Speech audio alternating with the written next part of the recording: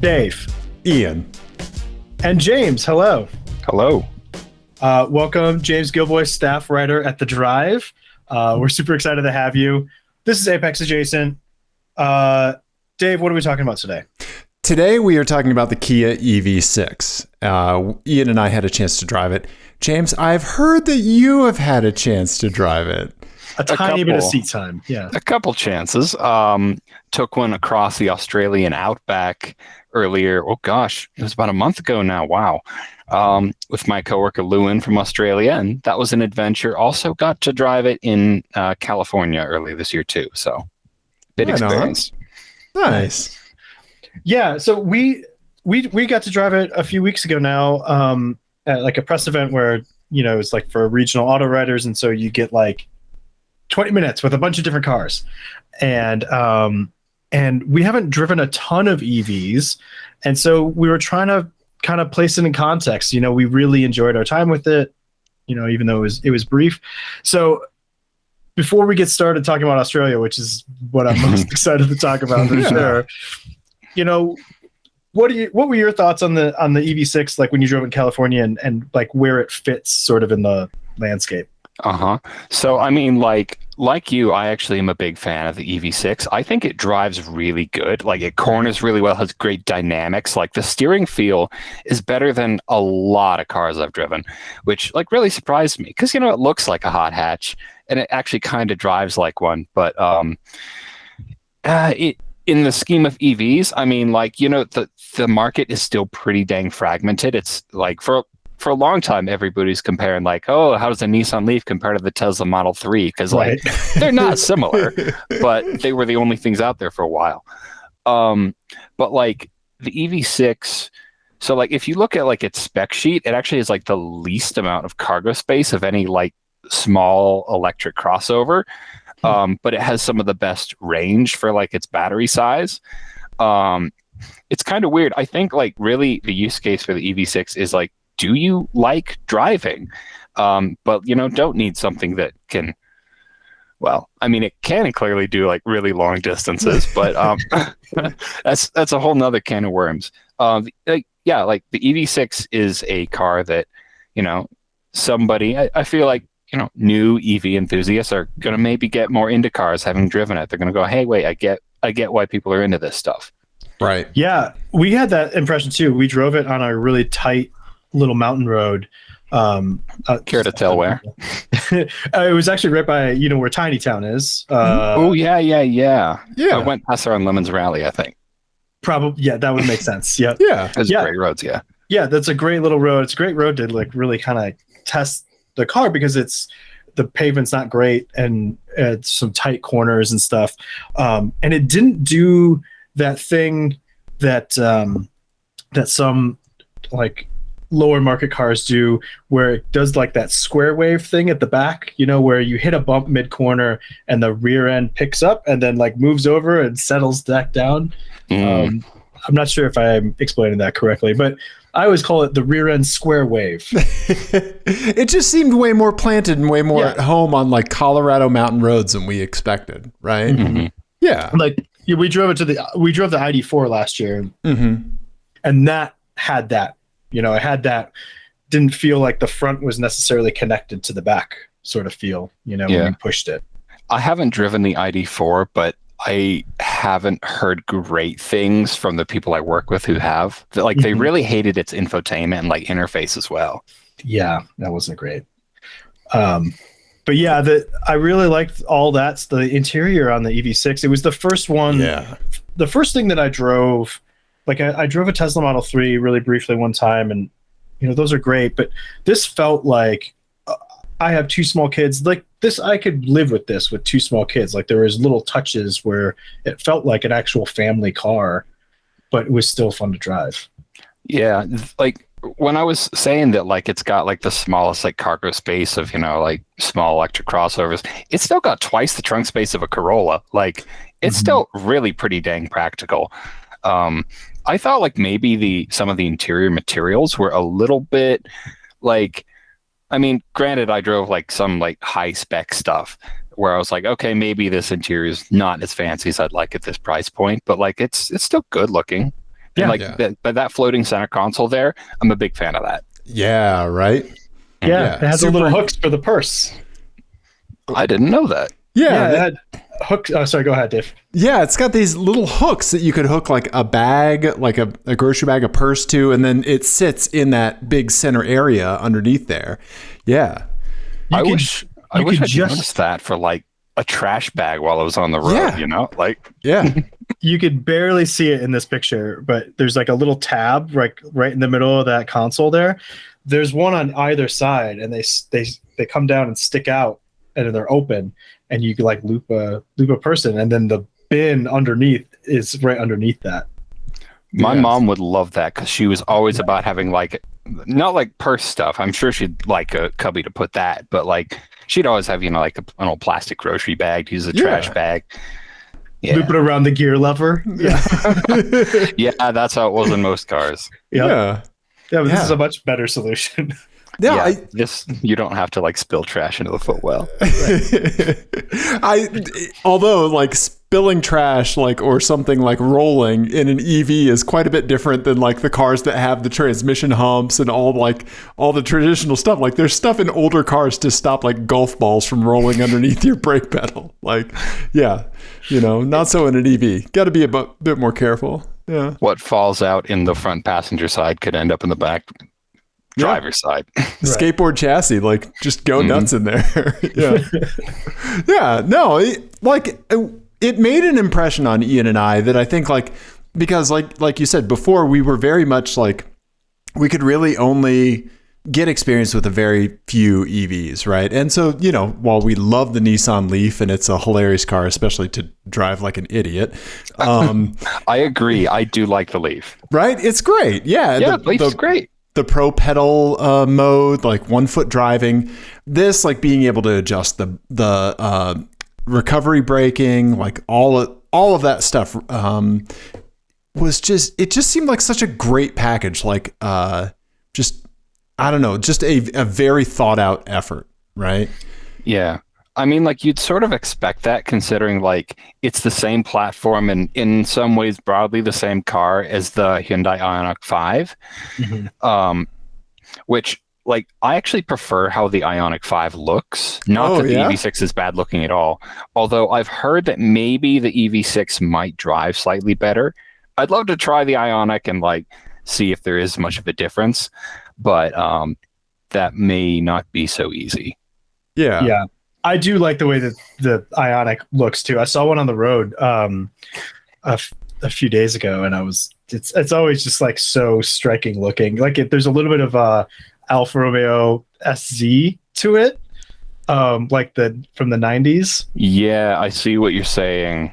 Especially in like the headlights. It doesn't have like the 3 lights, but it like they're in that little slit. That makes a lot of sense. Yeah. Right. Like that monolithic. Yeah. Whatever, just like slab sides, you know? Yeah. It's an SZ wagon. Yeah. Yeah. Yes. It's fantastic. Yeah. Hyundai, listen, we figured out your marketing tactics for 2023. There you go. Wasn't the SZ done by Zagato or something? Yep. Yes. Yep. Why doesn't Hyundai do a Zagato Ioniq 5? See, well, this is one thing that we've been talking about for years. It's like, why is this not just the rebirth of coach building right now? Like, why isn't Tesla just licensing skateboard chassis to anybody, and then allowing people to go bananas with coach building? Is Tesla doing skateboards? I'm pretty sure like all those vehicles were more or less kind of like the Model X is like based on the Model S and the Y on the 3, but I don't think they're like traditional skateboards the way we think of with like say GM or Rivian or Ford even. I thought they were. I thought that was their whole thing, but maybe they are unibody. I'm not sure. Yeah, I'm pretty sure the unibody and like they're not like modular or like rescalable that easily. Like they're supposed to be Model 3 components on the drivetrain of the Semi, but who knows if that thing's ever going to exist. Right. There's that. Yeah. No one organization is like really motivated to make it so that other organizations can hop on that bandwagon, right? Yeah. Unfortunately. Yeah. I think the reason why that's the case so far is just because battery supply is so limited that, like, why sell chassis to outside companies when you can make more money just, upfitting them yourself? Okay, so as battery production ramps up, then that changes that. Yeah. I mean, that's a very complicated thing with a ton of moving parts. One of the big problems is like battery mineral supply is actually going to be way, way behind demand for a long time. I got to get more up to speed on that, but it looks like battery limitations are going to be with us for a long, long time. Yeah. Well, great news. Good. Just the news we needed, right? Yeah. Yeah. So talk to us about how the trip to Australia came about. Like, describe what the goal, what it was you did, and then talk about how it happened. Okay, so the goal of the project that we call DC Down Under was basically, what does the reality of like charging in the most rural place you can imagine, that's still inhabited and has EV charging options, what does charging out there actually look like? Like, what is that like in the real world? Because it's one thing for something to be possible on paper. It's very much another thing to do it. That came about, it was actually the idea of my Australian coworker, Lewin Day, whose name you see on the screen there. He was our nights editor for a while. He had this idea of like, hey, can you actually take an EV across Australia, like with these new charging stations that are coming up, or like even these places on PlugShare where you can go to a hotel and plug into their, like 240 volt equivalent. And he spent a long, long, long time planning it, figuring out the logistics, making sure that it was possible, that he knew every like bad eventuality that could happen, and having a backup plan. It was pretty much set in stone by the time I even heard of it, when my editor-in-chief, Kyle Charamka, was like, hey, we have this idea, nothing firm yet, about driving an EV across the Australian outback. Would you be interested? And my first reaction was like, that sounds horrible. Sign me up. Because like the worst experiences of your life are often like the strongest memories. And I'm like, right, that could be like a lifetime memory. That's like the thing like very few people ever get to do. So I was like, that sounds cool. I'm down. That's also a writer's instinct right there. Like, yeah, this is gonna be great fodder for an article. Yeah. Like we want to have a story to tell. Mm-hmm. We want to impress the people we went to high school with. That's exactly right. But anyway, from there, it was just getting a car company to cooperate. And I think Kia was the first one to bite. And so that's how we ended up with that. I was going to ask how the Kia came about. Yeah. So it was just like, that's how it happened. Manufacturer being like, all right, we're game. Okay. Yeah. Yeah. Probably just a car company that was like, we stand to benefit from this. I bet there were companies that were not interested, but I don't know what that side of it looked like. Okay. Yeah. Anyway, as for the trip itself, obviously, you've got only so far you can go on each charge. So we had to actually figure out day by day how far we were going to go, how long we were going to charge, basically how far we could actually go each day. And if we were to miss a charging stop because of how tightly like everything was scheduled, we would like basically have to reschedule hotels for every day after that. Right. Like all the cascading, right?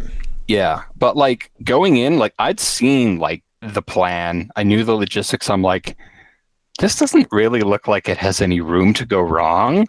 So when I was flying over there, I was a bit like, okay, this will be interesting, but what are we actually going to learn? Right. Well, a lot, actually.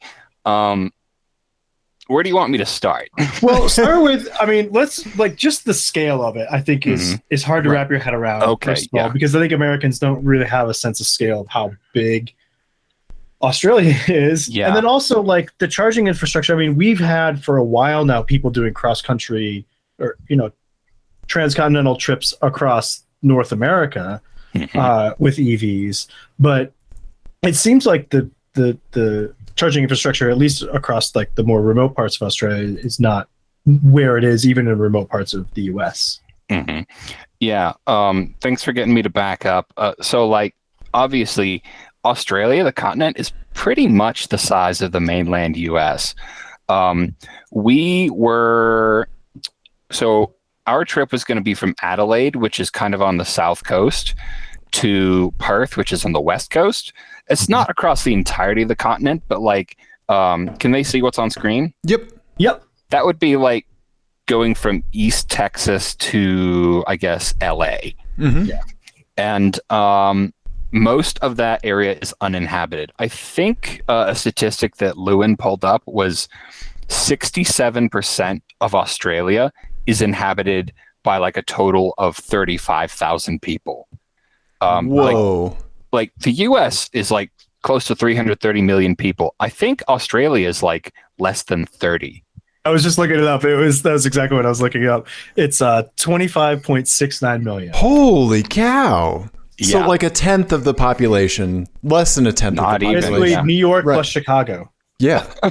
New York plus Chicago metro areas. Yeah. Except nobody outside that lives Right. at all, So this was, I mean, it was probably, I would say, as sparse as parts of the American Southwest there, but actually having driven through that recently, no, much more barren.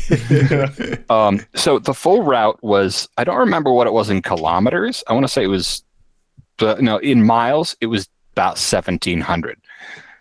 And obviously, like, this thing's rated like, 260, 270 miles on a full charge in the US. But like, it's going to get a bit less at highway speeds and all that. So we had, I don't remember how many charging stops factored in, but we were doing anywhere from 1 to 3 stints a day. When it comes to charging, we basically, the first place we recharged was a Tesla supercharger in this itty bitty port town called Port Augusta, which was actually going to be the biggest town we were going to be until Perth. Wow. Yeah, Port Augusta, I don't know much about it, only that, like, because it's a Tesla charger, it didn't actually want to charge the Kia. So we had to like get this device to like fool the Tesla charger into thinking That's right. we're a Tesla. Yeah. Yeah. And that's really interesting too, because that's also a thing here, right? Where there's the physical standards of the cable or whatever, but then there's also computer technology, or there's a board in there someplace that says, hey, this is a Tesla and I'm allowed to use this device. And so that has some intelligence in it to basically spoof a Tesla, right? Yeah, I would figure like there's something in there that's mimicking the signal that a Tesla will feed it. I'm not actually all that good with like super technical computer stuff, but yeah, like like we do see that kind of weird thing in the US as well, but it's not as extreme because that was the only charging option in town. So it was this or nothing, and it had to be that. Yeah. Yeah. Holy cow. Like it's one example of like, how you said in the articles, like how one other person with an EV going the same direction as you can throw a giant wrench into everything that you had planned. Yeah, fortunately, we didn't actually encounter a problem with that. The one time we actually did meet somebody going the same way as us, or even the opposite direction. Actually, we did meet a couple people driving Teslas, but one of them was charging in like an RV park where we weren't, so that was fine. You stay over there. We'll charge over here. Yeah, a bit like that. But we showed up first at the fast charger, so we were dibs. We had dibs, yeah. But the day before, we were at this place called Kaiguna. There is a sign there that says 90 miles straight, the longest straight road in Australia. And let me tell you, that is a long straight road with the same scenery for 90 miles. Actually, we'd been seeing the same scenery for days by that point anyway. But we got there and we're like, oh no, that's a Model 3, isn't it? And it was next to this. They've got this like neat biodiesel burning charger. It like burns fry oil. It was running on like just normal diesel that day because it was all they had. Like, you can only use so much fry oil. Right. But well, there's only like 3 people around to eat French fries, and they're like, "Please stop making us eat French fries." yeah, there really is very few people living there. Like, not even the bar was open for some reason.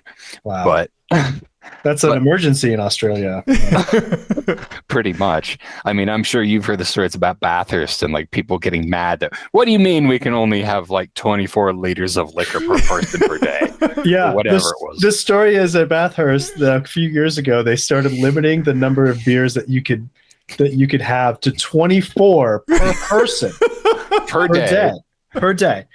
And so people responded, because Bathurst is just like, it's out in the open. It's not like a closed thing. They were going out and caching beer. They were burying beer because in hidey holes. They were beer squirrels. Because 24 per person per day was just not enough. I will say though, I am surprised by how much I like VB. I have terrible taste in beer. I like Coors Banquet. Mm-hmm. Don't give me any hops. It's disgusting. It's going to bother some of your listeners. I mean, I don't eat my earwax. Maybe they do. Hey, you live in Colorado. You're allowed to say whatever you want about IPAs. You lived through the worst of it, so you're good. Yeah. I will say IPAs, for some reason, they do hit when you're in the Northwest. Mm-hmm. Maybe it's just because I was traveling, but anyway, like, we got to that Charger and like we saw the Tesla. Fortunately, they were headed the same direction. They had 10 minutes left to charge. We got lucky, but that was what made us realize that, like, a lot of these chargers, because they're not network stuff, you can't look up whether they're taken before you get there. I mean, right. Never mind the fact that we actually had no cell service for a lot of this drive. We were realizing that, we would have to basically reschedule everything on the fly out there if we did run into somebody who was on a charger and just had to be there for longer than us. If we did, we probably wouldn't see them again because, we'd be behind them by the time of a full charge. The charge. Yeah. Unless we got somewhere overnight, and then that's bad luck. But yeah, I meant to ask you too about the fry oil thing, because when I first read that in the intro article that you were going to use one of those, I was like, oh well, they probably picked that because it's a cool. That's a cool story. Or was that just the only game in town sort of situation? It was, but I think actually that particular fry oil charger, mm-hmm. I believe that like reading about that when it came online was the impetus for the entire thing. It was what Lewin made. Okay. It was what made Lewin realize, hey, wait, this is actually possible. Let's do a thing with this. Oh, cool. Okay. Nice. Oh. Yeah, funny enough about that charger. But one of the other things, like this is like specific to like rural Australia. It was like, it's not a problem if somebody's say trying to drive to Alaska, I'd say, but it's not like so much a problem with like rural cell service, but rural customer service, in that like there's like one person working the front desk at all these like tiny little motels and stuff. They don't live behind the desk. They go to sleep sometimes. And like some of these places, you couldn't check in later than 6 p.m. or 8 p.m. And we had to call ahead and be like, hey, we're not going to get in till 11. Do we have any options? And we were able to arrange something the whole way, but you really had to plan every step of the way and be prepared to change everything at a moment's notice. Gotcha. Yeah. Huh. It like just so many like dominoes, right? Mm-hmm. Like just... yeah, like one person could just be asleep and not hear their phone. Yeah. Oh man. Well, I'll get to that maybe a bit later when we talk about how the trip concluded. But we did have a thing towards the end where we did actually have to find some emergency lodging, and we only found out that we needed it after 8 p.m. So we were like, okay, the hotel is fully booked. None of the other places either are open or answering their phone. We ended up getting like an Airbnb at a normal B&B at the last minute because Lewin was like looking at phone numbers, called it, and like it just so happened that they were still up watching TV. Man, see, right? Tremendously lucky. Yeah. Yeah. Otherwise, we'd have slept in the car at a time when we didn't want to be anywhere near the car. You're taking difficult road trip logistics in any transportation and adding the EV layer to it, right? Like, yeah, this is not an easy task in a car that has, like, say, a 400-mile tank, right? Yeah. You know? Yeah. And like, even this isn't like a super straightforward trip, even in a regular gas car, because when you look at like the travel advisories for crossing the Nullarbor, for example, which, in case listeners aren't familiar, it is this giant patch of Australia with no trees. It's just a plain covered in salt bush. And like, there really are no trees for hundreds of miles. It is like really weirdly close to the coastline, though. So like, oh, the ocean is there, but there are no trees, but this looks like a desert, but it's this really weird scenery. I forgot where I was going with that. The travel advisor is going across. Oh, yeah. Thank you. So we were like reading this, and they're going, hey, bring an extra can of fuel, bring like 10, 20 liters of water per person. Don't drive after dark. Have a bull bar. We decided not to fit a bull bar because we didn't want the range penalty. Right. And we did end up actually driving before dawn and after sunset a couple times when we hadn't planned to. Fortunately, or actually, I don't know how fortunately, we didn't actually see a living kangaroo the entire trip through 1,700 miles of Australian backcountry. Not one living kangaroo. There was a really nice through line through all the dispatches, though, of like, has he seen a kangaroo yet? Nope. Yeah. I was waiting for you to finally see one, but yeah. Me too. Yeah. So you didn't, even after you turned the car in, you never saw a kangaroo the whole time? We saw at least 10 dead ones by the side of the road. You gave the keys to a kangaroo at the rental desk. How majestic. Yeah. I mean, I thought about going to the zoo in Perth just to see a kangaroo, but a part of me was like, are they even going to have one there? Are they going to be like, just go out in the outback, you'll find it? It'd be like having a squirrel at the zoo here. Yeah. Right. Yeah. I mean, we have them. They're just not like right. welcome. Yeah. I love this, the road warning sign here, like camels. What is the middle animal here? That's wombat. Wombats and kangaroos. I did not see any wombats either. I didn't see any of the feral camels. There are 100,000 feral camels in Australia because the British imported them, and they're like, they're just going to die once we let them go, right? No, they didn't. Well, because they're famously fragile. Exactly. So that's why.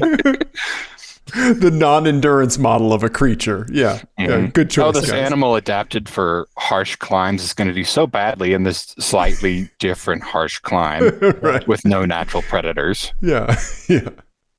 That's amazing. Oh, wow. Yeah. And so driving at night, the biggest risk is that wildlife factor, right? Like, that's why they tell you not to. Yeah. Although, again, we didn't see. Okay, I might have seen something in the distance, like cross the road. I'm like maybe 15% sure that it was a kangaroo, but I'm not confident. It's like, we really didn't see anything. It's probably because it's the winter down there. So like wildlife is not going to be as active. And also apparently kangaroos are more active at night and they sleep during the day. Gotcha. But, I mean, that's also just a little disappointing to me.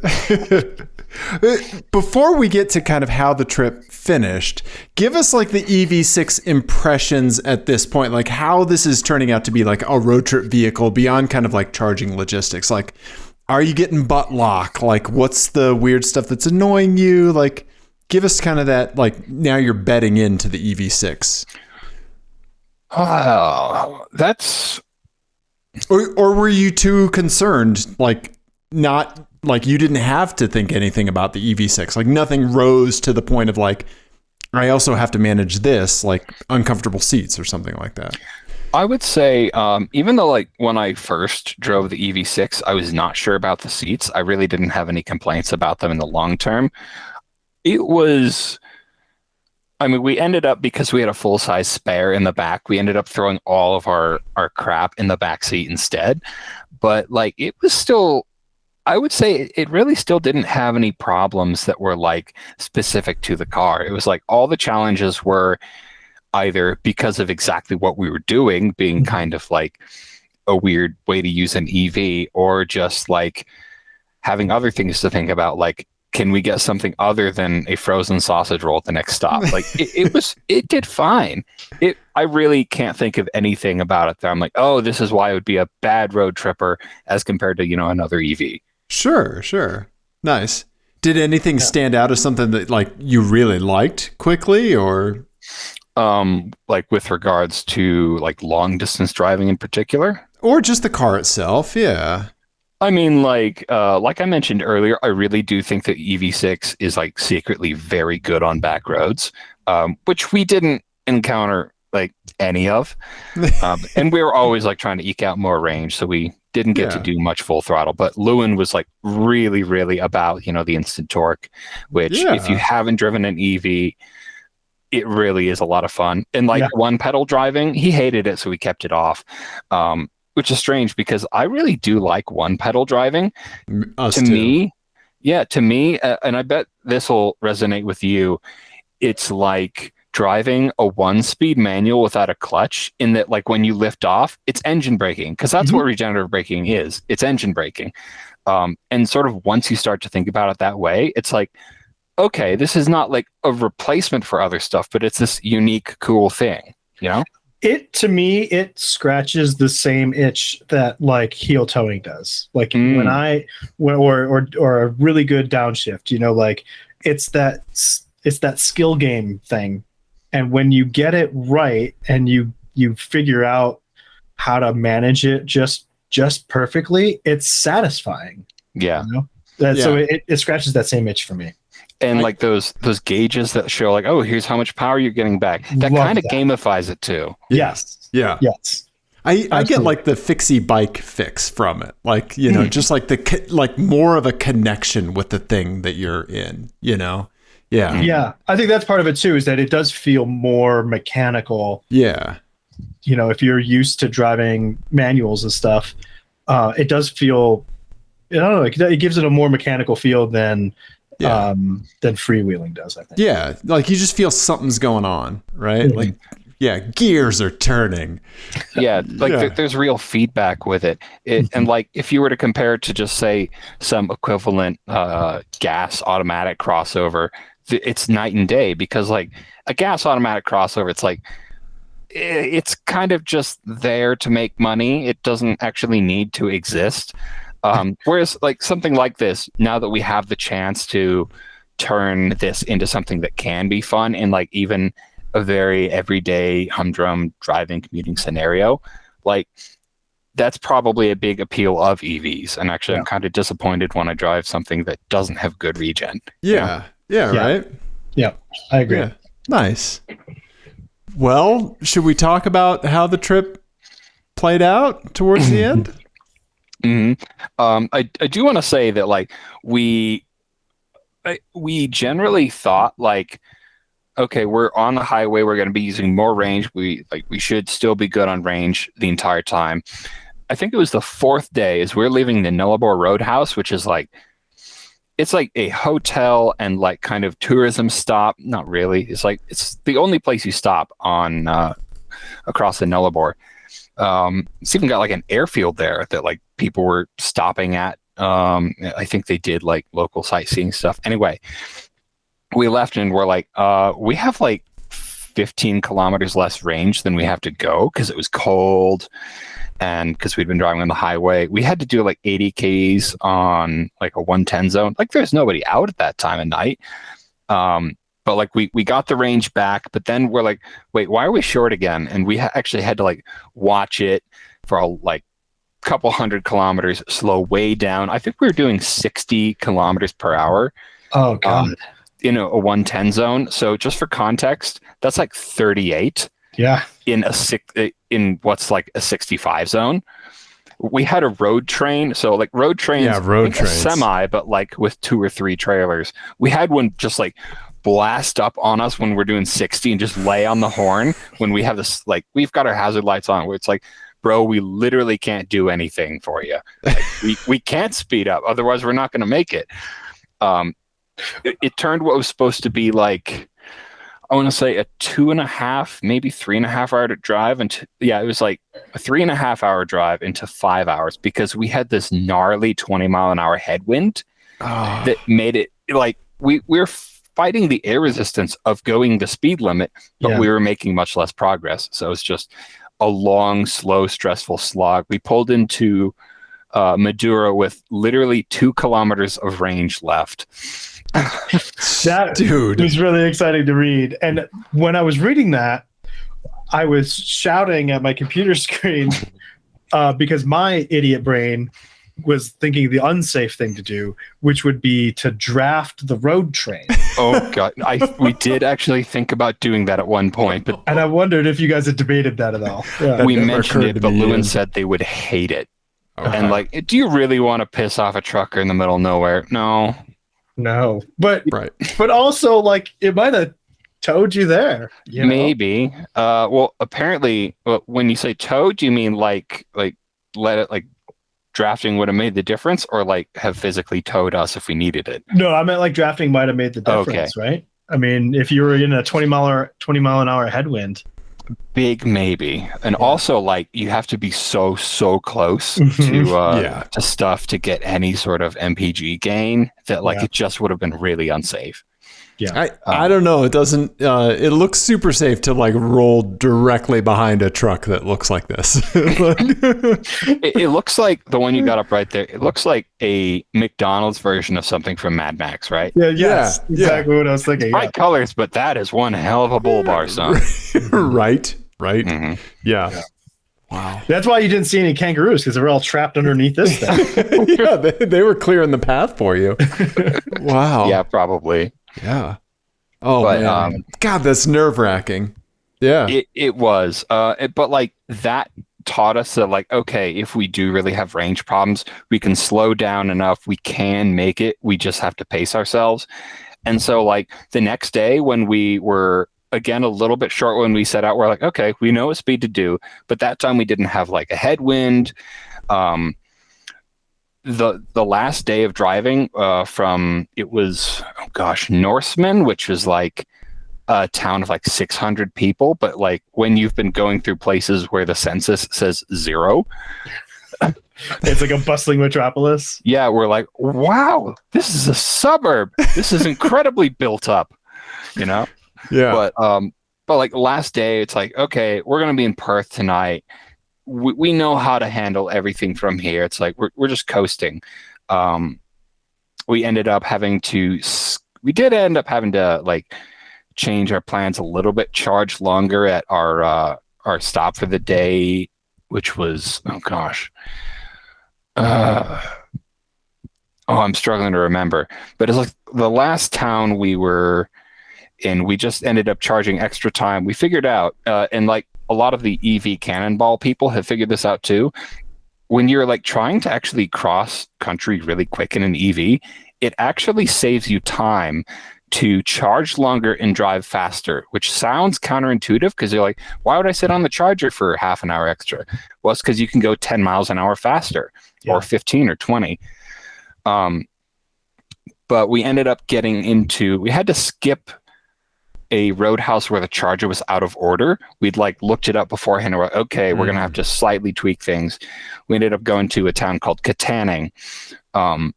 But like that was our final charge stop. We were going to hit Perth that night.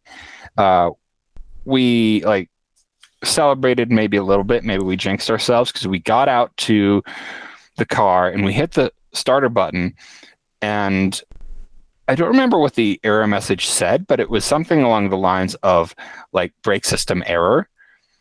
And we're like, that's weird. Maybe that's like a software thing. Maybe it'll go away if we turn it off and back on again, you know? It didn't. We tried rolling it down the road a couple miles an hour, you know, tested the friction brakes. They were okay, but like, I thought like, well, we should go. But Lewin was like, no, that's a really bad idea because A, we have no idea what the problem is. B, if it is something serious, we don't know when or where or how it could go wrong. And so like realistically, he was like, okay, we don't know what the odds are, and we don't know what the stakes are. And that's like, that is a purely bad gamble. Like that is a lose-lose situation, because if we drove with a known brake problem and the car's telling us, hey, this major safety system has a problem, and like if something had happened, we'd have been fired, no question about it. Even if something hadn't happened, the fact that we had, put this car at risk, and ourselves as well, and not to mention everybody else on the road, true, also could have been a fireable offense. So we had to call it there, like on the very last leg, which was crushing. And also, we didn't want to have to sleep in the damn car. This is where we had we had the problem with finding a place, but we did. Right. Kia has gotten somebody to figure out what the problem was. There was a follow-up on there. I don't remember the exact issue, but there's something in the ABS actuator. Yeah. Which is like it was absolutely Deus Ex Machina, freak accident, could have happened to anybody, any car. It's not even an EV specific problem. Like ABS is in normal cars too, folks. Yeah. So it was like, okay, functionally we proved that this works, that it can be done, and we learned what we needed to, and it was just a completely weird reason why we didn't finish the journey in the EV6. I came and got it the next day on a flatbed, gave us I think it was a Sorrento to finish the journey, and so and the Sorrento's good too. Yeah. But God, it's gonna be so frustrating. But you made the right call, right? Yeah. Some of the commenters don't think so, but some of the commenters are also internet commenters. So. Yeah, exactly. Fuck them. So yeah. Oh, I can say that on your podcast. Yes, cool. yes. We should have told you earlier on. Swearing is encouraged. Yeah. Excellent. Yes. Yeah. Fuck them. Well, and also, I mean, I will say, bad on Kia for an overly vague error message, which is kind of frustrating too. I mean, to be fair, like, can you predict for that like eventuality in like failure software coding? It's like, it kind of makes sense that like if it's a problem like that, you're not going to fix it by the roadside anyway. It's like, well, but if ABS is broken and it's just ABS, you probably would have, if you knew if it was just ABS, you probably would have kept going, right? Yeah, probably. I mean, like if we'd been able to like if we knew that it was just an ABS problem, right? Because like older cars have like a brake light and an ABS light. Yeah. I know this because my MR2 has both of them on and has for years. But like the ABS light never worried me because it was like consistent problem. But something that vague was like that can either be like unfairly kind of, it can downplay the problem, or it can make people bail on something that might have been doable otherwise. Yeah. I think it's kind of a little bit of a weird move to say check brake system, like just on the general consumer, right? Like the pedal's still there, like we're still stopping, like that brake system takes checks. Yeah. Right. Yeah. It's not a cash only brake system. Yeah. I mean, I would rather see something like just straight up do not operate vehicle, like throw it in limp mode, and brake system error would have been more telling. Right. I mean, I can't really talk because my car, when it has electrical issues, and it's a Volkswagen, so this is normal. So it does. It does. It says alternator workshop. Is what it says. The best 80s. For all electrical issues? Well, the ones that I've experienced. Oh. Alternator workshop. Yep. Like, is that like a spoken aloud notice, or is that like... No, that's the printed words that come up on the dash when you have an issue with the charging system. That's got to be a translation error. Oh, I hope that it's like a like a German techno side project or something. It's a Kraftwerk cover band. Yeah. Yes. It's a Kraftwerk a cappella group. There you go. Yes. Of course, first thing that comes up, VW Vortex Alternator Workshop. Yep. Yep. Yep. There you go. You know who might know all about this? Speaking of other interesting people to talk to in the Denver area, there's a guy called Sterling Chase who does a lot of VW specialty stuff and some like freelance race mechanic stuff. Oh. I've talked to him a couple times. He's a really interesting dude. He's kind of the unofficial mascot of the Pikes Peak Hill Climb. Okay. Have you ever seen a picture of a dude like with an afro and like a cowbell that he's banging on? At Pikes Peak? Yeah. I think so. Like he's like on I think the picture I've seen, he's like on the outside of one of the hairpins or something. Yeah, he's a great dude. Okay. I think like his business is called something like Frovernugan or something. Oh, okay. That's awesome. Yeah, he's great to talk to though. Nice. That's great. Well, I am super impressed with your with the trip you guys did, and the dispatches were great to read. And anyone who hasn't read them needs to go read them because it was a fun read for sure. Absolutely. Yeah. While we have you here, we play a game on the show. We play a license plate game. Basically, the way this works is it's like highlights magazine matching. So you're gonna get a picture of pictures of 3 cars with their license plates blacked out, and then you're gonna get text of vanity plates, and you have to match the vanity plate text to the car. I'm gonna really enjoy this, whether it's easy or hard.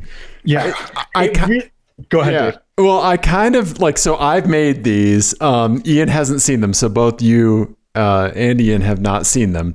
And they are all kind of EV themed. I have 2 for you. One might be easier, one might be harder. So yeah, do you want maybe the more boring one first or the more entertaining one? I know. Yeah. Whatever you want to do. Okay. Whatever's convenient. Let's get our eye in with the easy one. Yeah. Okay. All right. And this game really rewards gross generalization about people. Like, how gross? I mean, just as gross as you can get.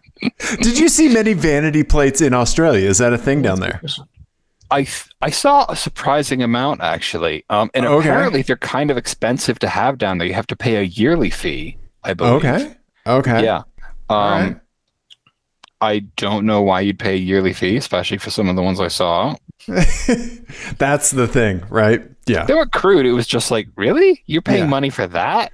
Right. Money and good judgment are not like, always hand in hand. Exactly. All right.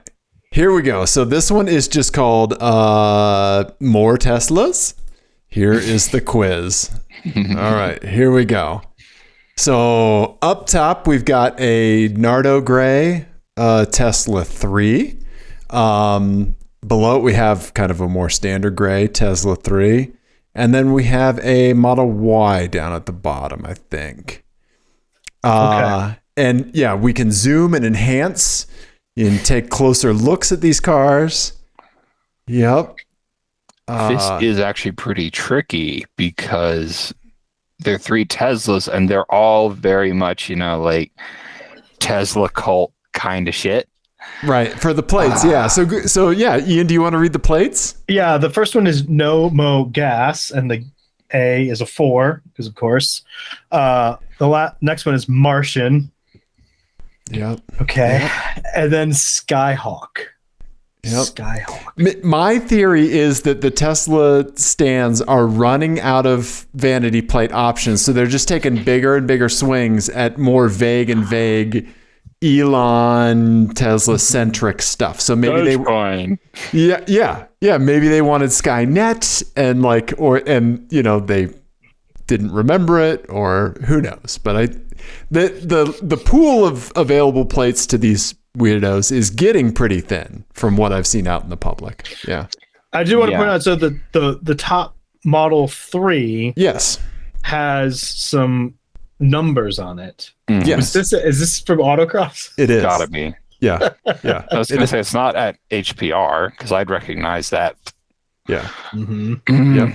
Okay, so for the Autocross one, I'm gonna guess that just because the kind of person who goes racing speaking personally, and not to stereotype you, but the kind of person who goes racing has enough opinion of their driving ability that, they've got a bit of bravado in them. So the top one with the racing numbers, I'm going to say is maybe Skyhawk, because like that's the kind of shit that like we'll buy a Dodge if it's called the Skyhawk. So that's the kind of thing we'd put on our plates. I want to call your attention to the wheels on the middle Tesla here. Because we have some aftermarket wheels, I think, and I wonder if these are for lightness and range, or for driving, or for looks. Performance. If I had to guess. Also, you can see the Michelin sidewalls. Mm-hmm. Yeah. Well, dual motor, that doesn't mean all that much, though. I'm going to say... Can you zoom out again? Yeah, you bet. Okay. Yeah, this is actually really tricky. This one, when I put it together, I just planned on you getting all of them wrong. Like, excellent. It's such a stab in the dark, but I kind of wanted to have kind of a more boring one before I got to what I think is quite a fun one.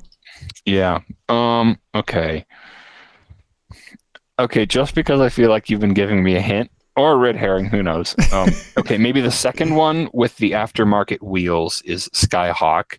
Yeah. And then the first one with the numbers is Nomo Gas, and then Martian is going to be the Model Y or Model X. I mean, they both look like a pregnant Model 3. I'm going to say that one is Martian just because I have a hunch. Okay. And my hunch is, I think the middle one is Skyhawk, and I reversed the other two. That's my guess.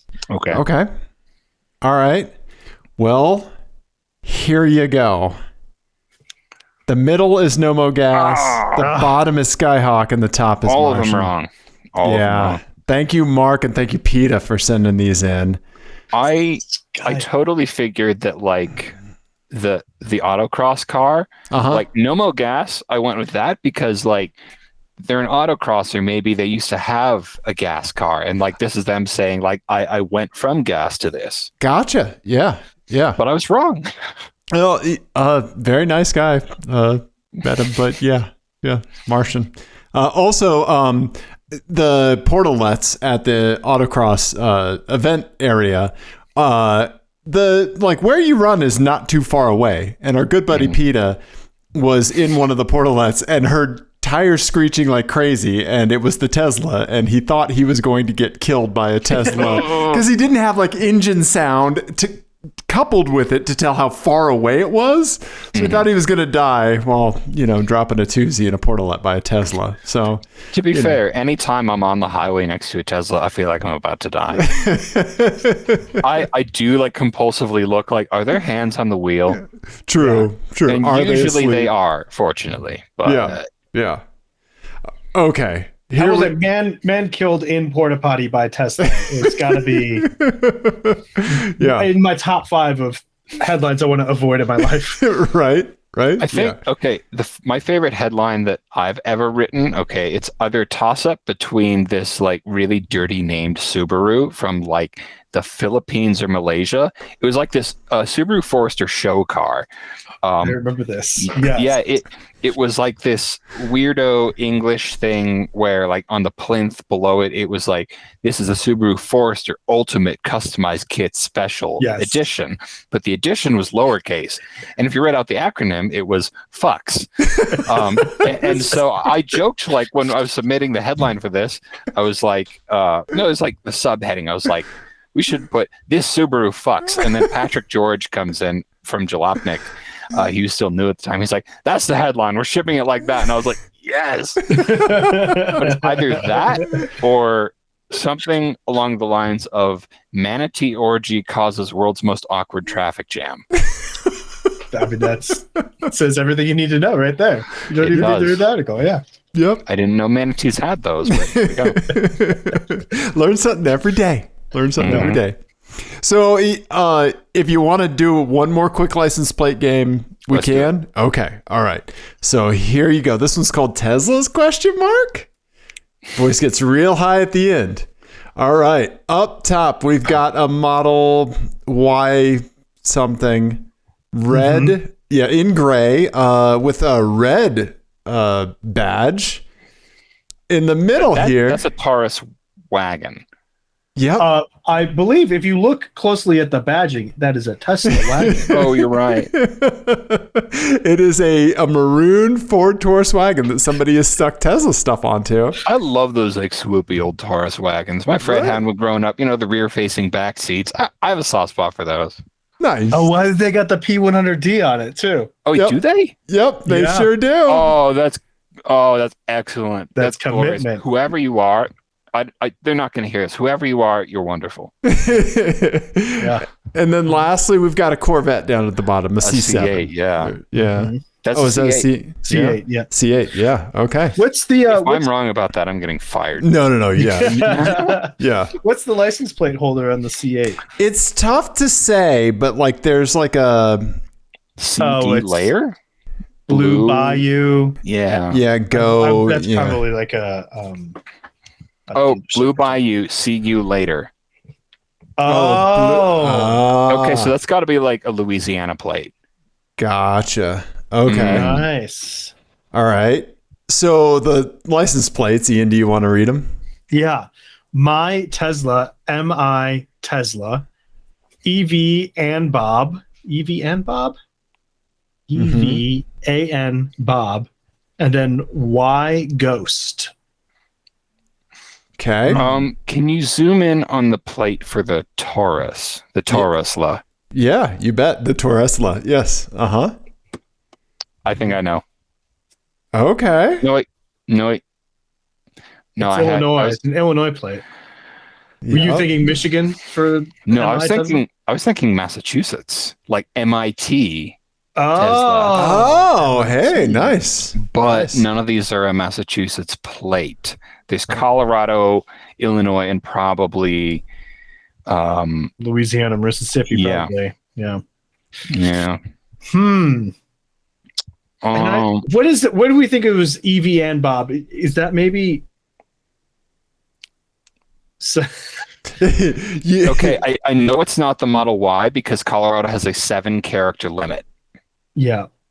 Okay, so if that can't be that, I'm going to say the person with the Taurusla has my Tesla.